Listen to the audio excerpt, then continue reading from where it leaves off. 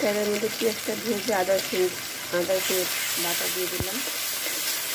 হালকা হালকা ভেজে নিচ্ছি। এখানে দেবো হলুদ মরিচ আর লবণের গুঁড়া, মশলা গুঁড়া, আর দেবো হলো জিরা গুঁড়া। তো একে একে সব দিয়ে দিচ্ছি।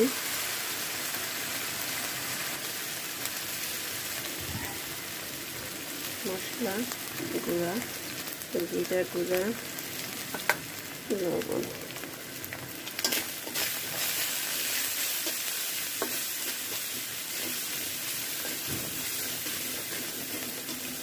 সামান্য একটু পানি দিয়ে দিই।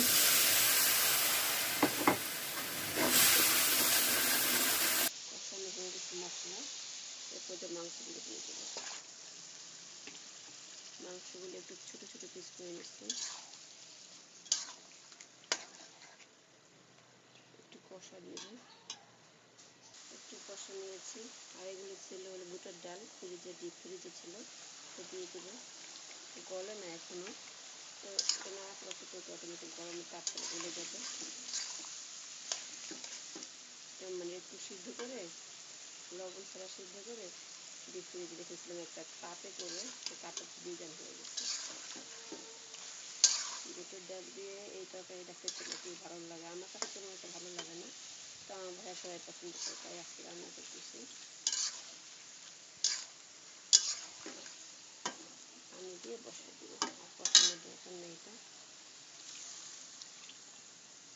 কয়েকটা কাঁচামরিচ দিয়ে দিচ্ছি। ঝাল খাবে না তাই কম কাঁচামরিচ দিলাম, ঝালটা কমিয়ে দিলাম। এখন আমি সুন্দর করে ঢেকে রান্না করে নেব। ডালটা গলে যাওয়া পর্যন্ত অপেক্ষা করবো। মাঝখানে একটু নাড়াচাড়া করবো অফ ক্যামেরায়।